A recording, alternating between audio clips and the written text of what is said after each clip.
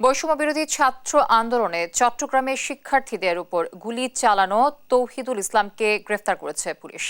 শুক্রবার বিকেল 5:30টার দিকে সাতক্ষীরার কমলনগর এলাকা থেকে তাকে গ্রেফতার করা হয়। পেশাদার সন্ত্রাসী তৌহিদুল ইসলাম 4 অগস্ট ছাত্র জনতার উপর একাই 28 রাউন্ড গুলি চালায় বলে স্বীকার করেছেন পুলিশের কাছে। তার নামে চান্দগাঁও থানায় 5টি হত্যা মামলা সহ মোট 12টি মামলা রয়েছে।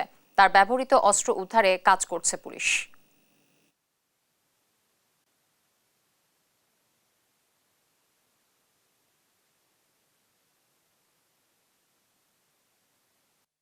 আমরা গোপন সংবাদের ভিত্তিতে এবং তথ্য প্রযুক্তির সহায়তায় গতকাল বিকেল আনুমানিক 5:30টার দিকে সাতক্ষীরা সদর থানাধীন কামালনগর এলাকা থেকে আমরা এই তৌহিদুল ইসলামকে আটক করি।